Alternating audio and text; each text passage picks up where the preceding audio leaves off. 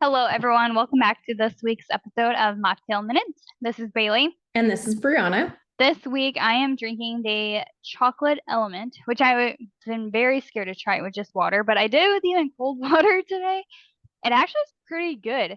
So, when I was younger, I used to love just like the hot chocolate mix by itself. Like, I would literally like lick my finger and put it in the container. It was Oh yeah. very sanitary for the rest of my family. Like the Uh, Nesquik powder, just like yeah, that's what it's reminding me of. oh. Nostalgic. Yeah, I like that one. I haven't had it cold though. I'm doing I'm gonna say this wrong, but Koia protein Yeah, I shake. don't know how to say it either. Yeah, it's a like a plant-based protein shake, soy-free, dairy-free, gluten-free. It has 18 grams of protein, 7 grams of fiber, 4 grams of added sugar, so it's not too bad. It's the vanilla bean. I tried it right before we started. It is a little chalky after, but it's Hmm. not horrible. Like this one I actually got at Starbucks, so it's like a good little, I know Starbucks has it, so if you're kind of needing something, you're in a pinch, I think it'd be a good option. I did not know they had them at Starbucks. I always get them from Target. I've tried other flavors that they are less chalky. I always think vanilla plant-based ones, they're always got a chalky. I agree. I think it's hard to kind of mask that. Like Yeah. chocolate's kind of always safe, I feel like. Mhm. Yeah, I think they have like a chocolate banana. They might have like a mocha one, but I like their other flavors. Chocolate banana would be good. But I like it. I approve. All right, Cool. everyone. This week we are talking about, are you ruining your progress? We came up with a list of items that we hear often that you may feel like is the right thing to do, or maybe you've heard to do this, but could actually be working against you. And not to say that like you're doing everything wrong, but just be like, hey, maybe look into this a little bit more and see, is this actually working for you? Yes. And I feel like a lot of them are easy to overlook. And again, if you're on a weight loss journey, it's frustrating, right? To be like, I'm doing all the things, I'm doing all the right things, I'm doing all the things I've seen. Why isn't it working? So, Yes. yeah.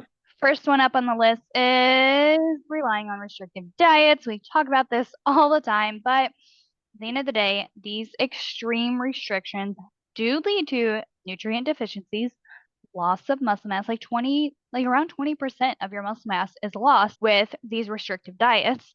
And often it ends in binge eating because it's like you're going hard, or it's like this is a time period where you're like, I am so good. I am sticking to the plan, salads for lunch, coffee for breakfast. And we're like, we're doing so good. And then it's like, oh, we've been bad because on Saturday, like we ate an actual meal.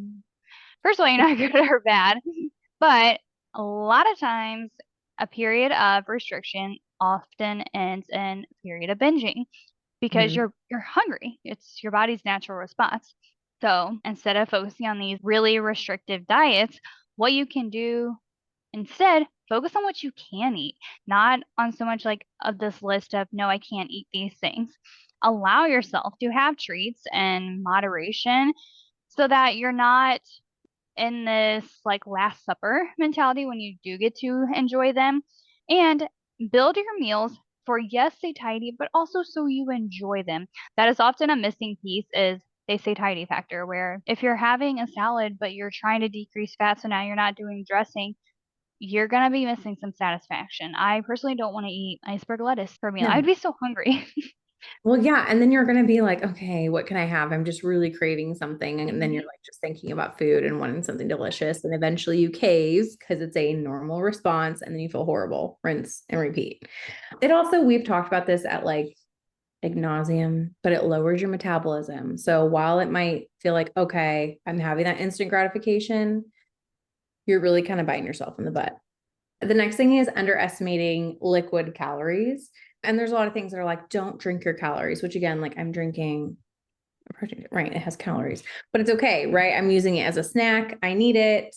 Actually, it's pretty decent for a snack, like macro wise. So, Mhm. things like that, like I'm on board with. Like, I like protein shakes. I like a little bit of extra collagen in your coffee, whatever it is. But where people go wrong here is doing like really sugary coffees or juices, or even things like alcohol, even if it's like the zero, zero sugar or like whatever, you're still drinking your calories. And There's so you want still to think, calories in alcohol. yeah, there's still calories there. It's a better option for an alcohol, but there's calories.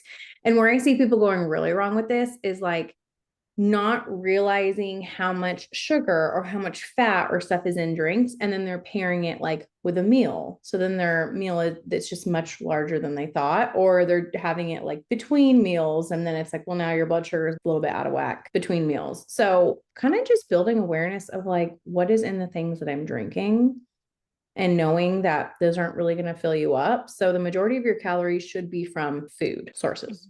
And maybe added sugars, I mean, I feel like they naturally decrease. I mean, it's sugar season right now. We have Halloween, followed by Thanksgiving, followed by Christmas, followed Mhm. by binge drinking on New Year's Eve. Lots Chocolate at of, February, yes, Valentine's. yes, Yeah. we're in sugar season, lots of added sugars. Mhm. And it's definitely sneaking up on people. I have so many that are like, I'm not eating a ton. And then I'm like, you're eating 80 grams of added sugar before noon. And especially, I feel like the drinks, because these warmer drinks, I would say, like apple cider. I was looking at one this weekend, 26 grams of added sugar in a serving. Hot chocolate, those can easily add up in added sugars. Fun seasonal coffees, those syrups, added sugars. Very, So, very, yeah. and it messes with your appetite. You're going to have more Hmm. cravings later on. You're going to want more sweet stuff. And so, kind of just building awareness of like, what does my coffee look like? I have to do this with my husband the other day because there's just like local shop we go to, and there's like a breve based drink, and it's, like a lot of heavy cream. It's delicious. It's so good. It has like vanilla. And I was like, that has like 40 grams of fat in it, right? Which, like, I love fat. I'm like, that's a lot to have in your coffee after you just had your breakfast that also had good fat. Cause he's like trying to build his meals. I'm like, oh, good, I have good fat here. I'm like, perfect. But, you know, and then he's like, oh, maybe that's why I haven't been hungry for lunch. So he kind of skips it. And then he's like ravenous for the rest of the day after like 3:30. I'm like, that's, that's why. That is peace. Yep. There it is. So instead, kind of like prioritizing water, your mocktail, your minerals, trying to stick with like the unsweetened teas or black coffee, or using less sweetness. And I think sometimes people are just like, I'll get the regular seasonal drink. I'll just get it in the sugar free, but the sugar free tastes much more sweeter. So you're going to want more sweeter things later on. So just watching how sweet your stuff actually is too. I usually do like 1 or 2 pumps instead of four for Mhm. any of the seasonal drinks. I don't get them often, so I think that helps. And then I try and get moving, and afterwards, that's how I kind of navigate the seasonal drinks. But definitely take a peek at your drinks or anything that you're doing. Sugar is everywhere and slowly killing us. It really is everywhere. Sometimes when I'm an outpatient, I'll just have people like just track how much added sugar you're doing, like build awareness, look at your Mhm. look at your labels, and people will be like, wow, I was having over 100 grams of sugar a day. I'm like, Yeah. mhm. And So with let's this, it start doesn't there. mean, yeah, it doesn't mean you have to just drink water. And part of Mocktail Minutes is that we're introducing you to good options. Like we are hardly ever doing, I don't think we've ever done anything with a ton of added sugars. There are some that do have added sugars, but it's not like the ones that we're drinking all the time. But most of the ones we do, I mean, they're great options. So part of this is introducing to other drinks that you can include. Hmm. Next thing, skipping meals or eating too little.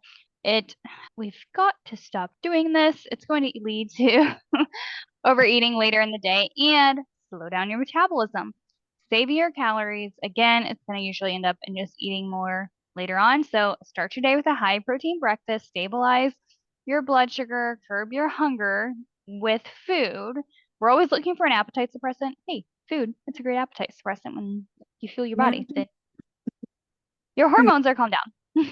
Wow, when I eat food, I'm not hungry. No. And this is especially important as we're heading into holiday parties and all the festive things that we do, because I know in theory it makes sense. Save your calories. I know I'm be going to a holiday party later. It's going to be at a restaurant. It's going to be this, it's going to be that. I'm going to have more food, but it will always bite you in the butt, and you will always eat much more. You will overeat in that setting than you usually would. And then you're doing it late at night when you don't utilize those nutrients as well. So you're more likely to have a little bit more fat storage. So don't skip your meals. Try to eat the smallest meal possible. Just eat like a normal person, even if you have things going on later. It's a biggie.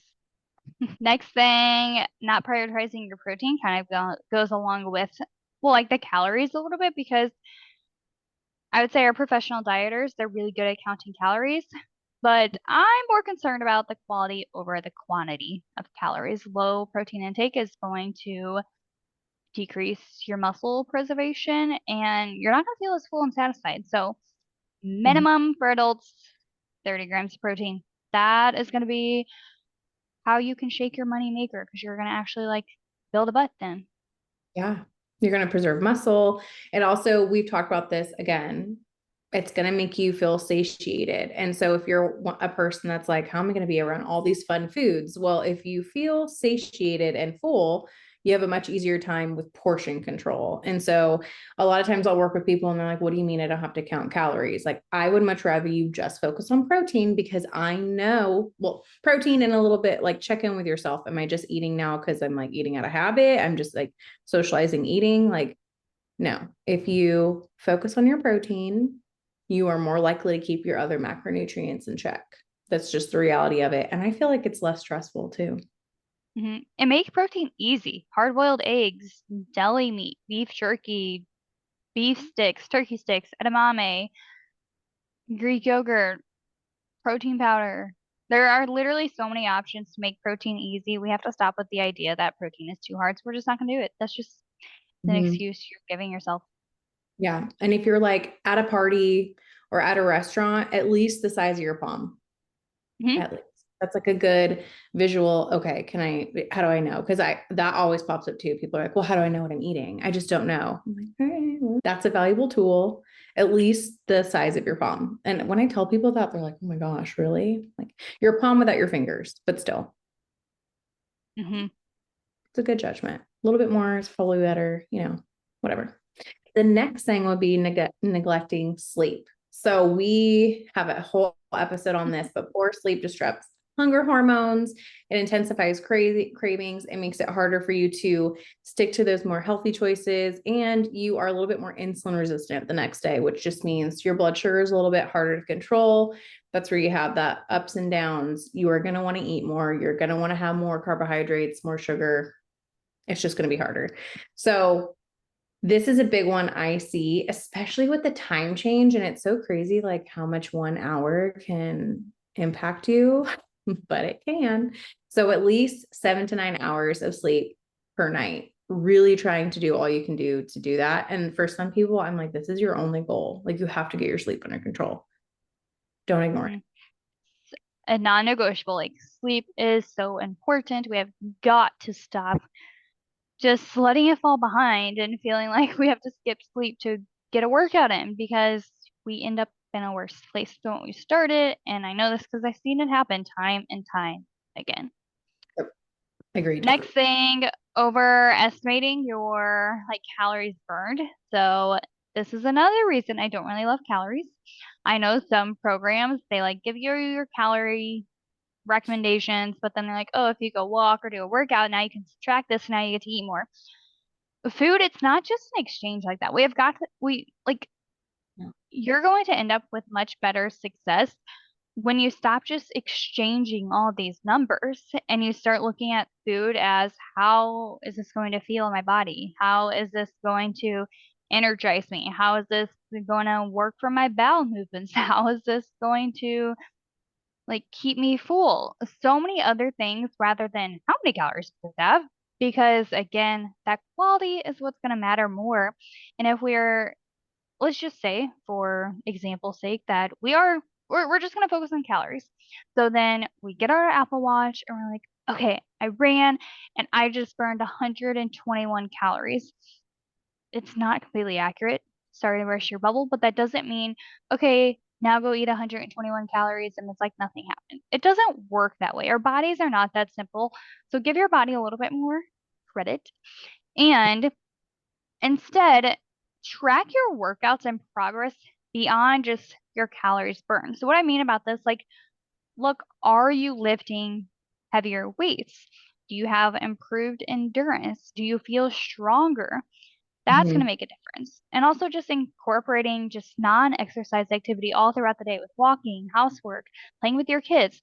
This is just going to, yeah, it's going to burn calories, but now we don't have to stress about so much of did I burn enough calories to earn a cookie we're just gonna move because it feels good. A lot of time, if you feel like you can't move because you don't have energy, it's because you're not moving Yeah, I know. I generally. tell people that, and they're like, what? Like when you're more sedentary, you want to move less. When you move your body more, you want to move more. But this is such a good one because a lot of diet programs have you track how many calories you eat and how many calories you burn. And it's such a not strategic way to do it because it's wrong. Like if you were to wear like all the different fitness watches and do a workout, they will all be different. They will all be different. They could be so wrong. Like when I tell people, I ignore that on your Apple Watch. I want to know how many minutes of activity you had, that sort of thing. Like maybe your standing hours, so we can kind of know how sedentary you are, what your steps were. The calories, I could care less. You can use it as a little tool, like, oh, it seems like I'm burning more calories than usual according to my watch. Great, but you doesn't mean that you burned those 700 calories, or like those little things that like, oh, for every Reese's, you have to like go run X amount of minutes to burn it off. I'm like, that's not how that works. But I think it's a slippery slope because a lot of people will do that and then be like, oh, I burned so many calories a day. And that's how they choose their workouts too. And I'm like, you guys, Hmm. that's going to get you in a slippery slope, especially if you're really trying to lose weight because you're going to be like, oh, I'm doing so great. And you're probably not doing as well as you think. Don't do it. The next You want thing. to really just want to treat exercise as a tool, not so much as punishment or Yeah. permission to overindulge. Because at the end of the day, you're still eating like added sugar. So we're usually not trying to earn permission for an egg. It's like, oh, if I work out, then I get to have a piece of cake. Right. Like, no, it's still not going to give you benefits.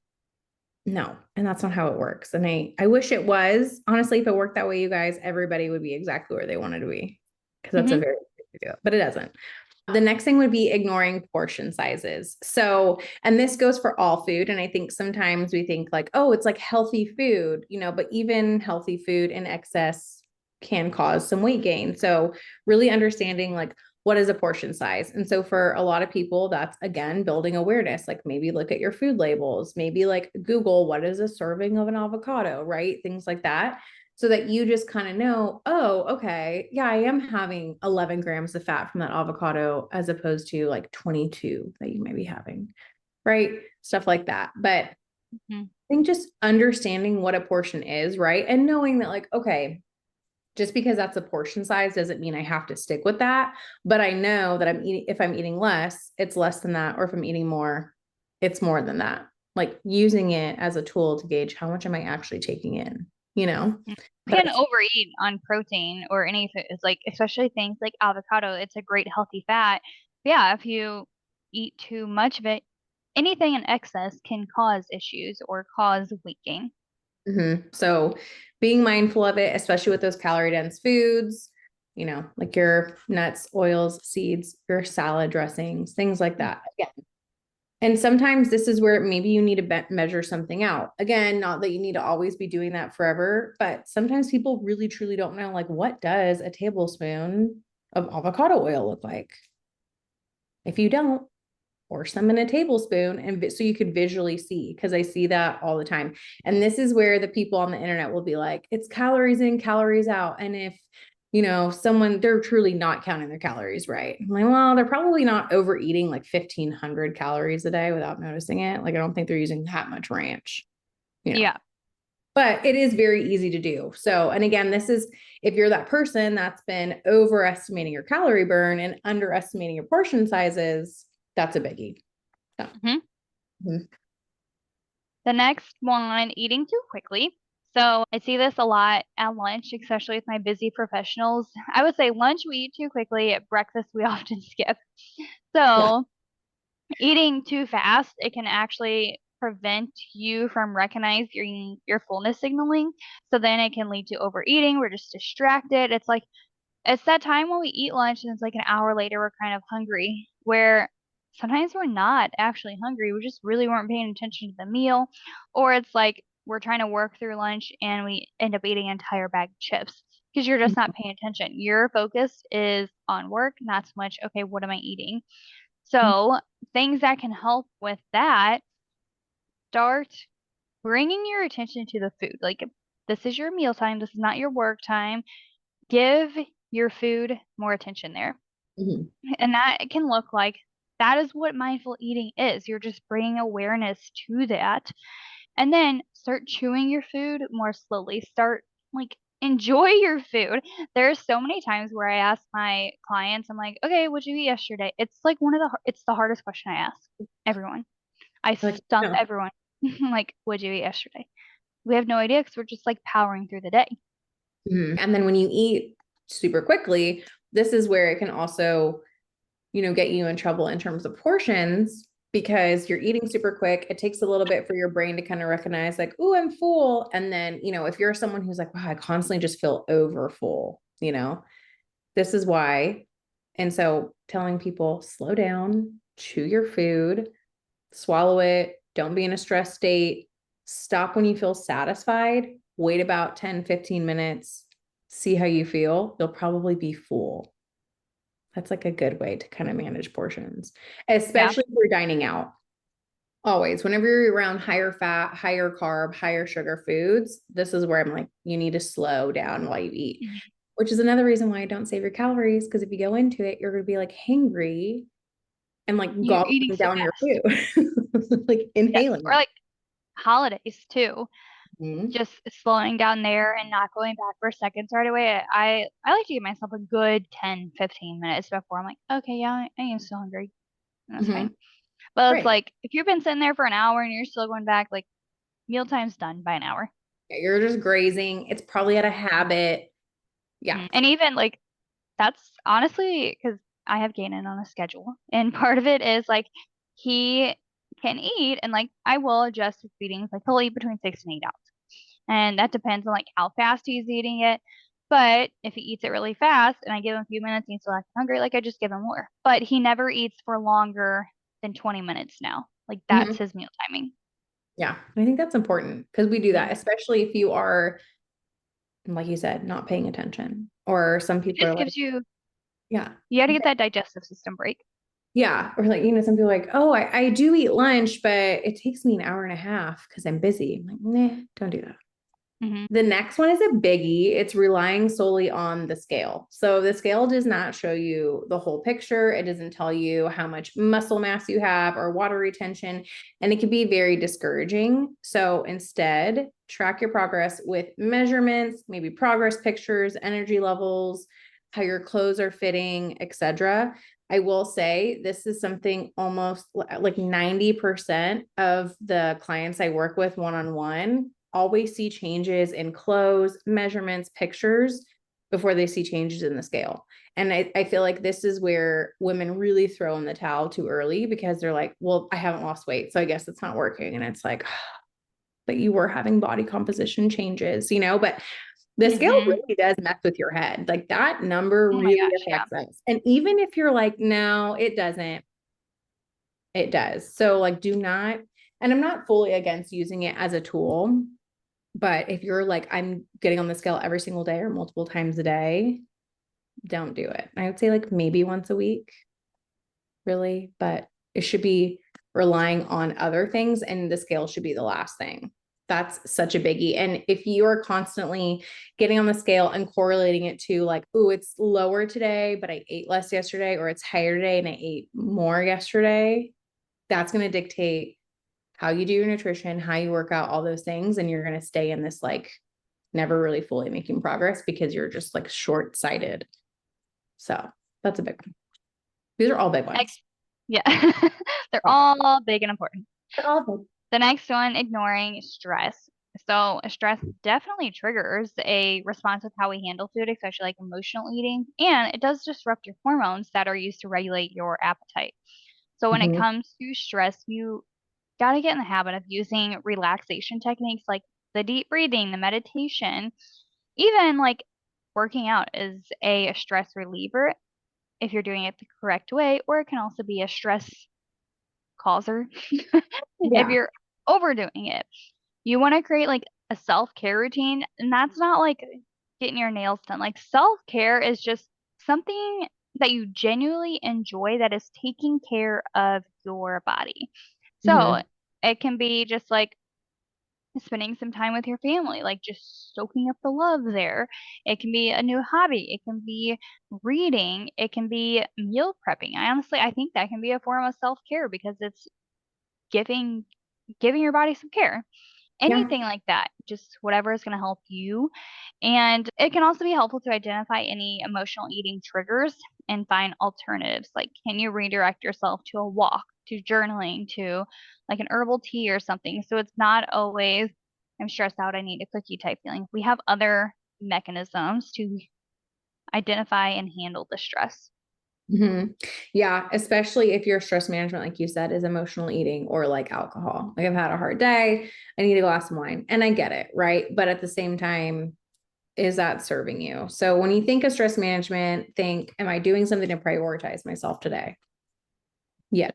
The next one is weekend overindulgence. And so this is a big one. If you are like the dieter Monday through Friday, and then I've been so good this week, I've earned my weekend, and we end up eating the same amount of calories, if not more, throughout the weekend than we did throughout the week. So I'm seeing this in like the reward type thing. Like I put in this hard work, I've earned it. I am allowing myself to have a cheat meal or like whatever. I've been good all week. I'm not going to care about tonight.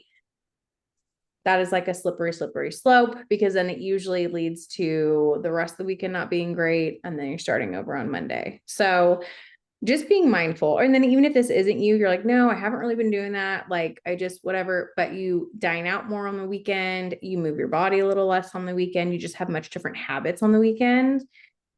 That can really be undoing your effort, because think about it. That's like 50% of the week or almost a little less than 50. My habits and my calorie intake is much different than it is for the rest. So instead, plan your weekends, have some sort of control, because I think that's where a lot of people fall off is like, I have this rigorous schedule Monday through Friday, and I just want to enjoy myself on the weekends. And so they're a little bit out of control, out of routine. Have some sort of routine, aim for balance, include treats in moderation, but don't treat it as like a free for all. Hmm. If you need a cheat day to get through your week, you gotta adjust to what you're doing every day. You Yeah. shouldn't need a cheat day that's like a planned binge all day long to treat your body like a garbage can. Yeah. 100%. You're not doing something Even a right. cheat meal. Like, I think it's a terrible idea to have a cheat day or a cheat meal. Doesn't Mhm. do you anything in the long run. Mm-mm. Besides Agree. prove how rigid your plan is, making you be all or nothing. And yeah, we gotta get you a different plan there. Yep. Agreed. The last thing, not drinking enough water. Dehydration does mimic hunger, like our signaling to tell us like you're thirsty. It can be confused with our hunger signaling. So we can start snacking more when maybe we just need some water to drink. So start each morning with a large glass of water, like before you drink your coffee. You wake up pretty dehydrated, so you want to get that in first thing. Carry a water bottle with you all the time. Get weird with your water, like carry it with you everywhere. Even if you're like, I'm just going to the doctor's office. You know how often you have to sit in the doctor's office and wait for them? Bring your water in and sip on it.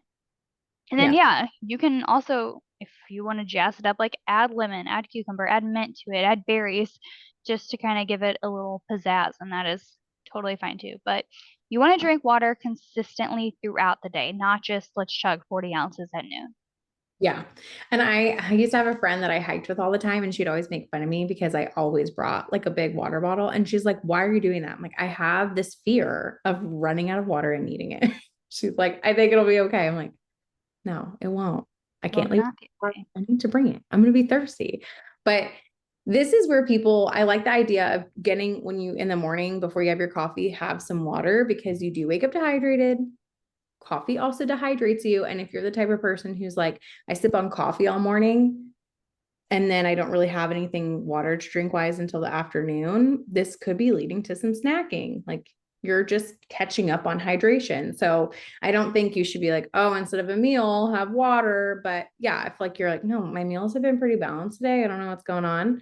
Drink some water and see if it goes away. Because it's probably just you're dehydrated. Yeah. Yes. So simple. but we forget about it. This is another thing I see on the weekends, by the way, just so everybody knows. And so if you're moving your body less, you're drinking more alcohol, you're a little bit more dehydrated on the weekend, you're not drinking water, then you go out and have fun foods. Do you see where like that whole thing is like a storm? Yes. And when you're not working, like if you're used to working at a desk, like usually your water's right there. And on the weekends, you're kind of everywhere. It can make it harder. So carry your water bottle everywhere. I honestly, I don't use regular cups at home. I always use a water bottle. Mm-hmm. It's easier to. I actually was just on Amazon looking for cute cups because I'm like, wow, when people come over to our house, it looks like the good one. Like we don't have matching cups, nothing, because I never drink out of cups. So yeah, I just have my water bottle. I'm like, I'm an adult now. I think I should have like a cute cup set. I don't know. Yeah. Mhm. But they're Yes. expensive. I'm like, if I'm never gonna drink out of them, I don't know if I want to buy it, but there's plenty You in have my to cup. look at like TJ Maxx. I got a full set of cups from TJ Maxx like when I started college. So I've literally had them. Did I graduate? I don't know. I've had them for like 6 years, I guess. Yeah. Oh my gosh, I graduated high school like 10 years ago. I Yeah. got them like 10 years ago. Yeah. Let's do. I'm like, hey, And this is they're still doing great because we hardly use them. But then, yeah, when people come over, then it's like, oh, look at these cute glasses. You don't like you have to have your drink life together. out of my shaker bottle or my hydro jug. Or like my like weird like cups from like weird festivals around town. Uh-huh. Here's Yeah. that. Yeah, like cups that I bought at the Dude Perfect show for my kids that were like $30. So we're keeping them. Yeah, it's Yep. gonna get cups. Whoever, maybe my family can do that for like White Elephant or Secret Santa or whatever. Cups. I want cups. Yes. My tangent. All right, everyone. Well, we hope these, I don't know, are they really strategies? These, what do we call them? Yeah. 10 Points allow you to ponder. Ponder these points. ponder these 12 Yeah, I points think that up to could 12. be impacting your progress. See Yep. where you're at, what you need to work on, what you need to adjust, and start with one thing and go from there. Yep. All right. We will be back next week with a brand new episode for you. Until then, we are launching our Black Friday deal. So you'll be getting a freebie of like a healthy eating blueprint just to give you an idea of, okay, what foods are we choosing? What's going to help me? What's maybe something that I need to reduce? So you get that as a freebie. And then where the real money is, you're going to get access to our exclusive Telegram channel. We're going to have like a different topic each month. So you can be a part of that. If you purchase in December for January, that's how you get the freebie. Yep. But that'll be our new plan.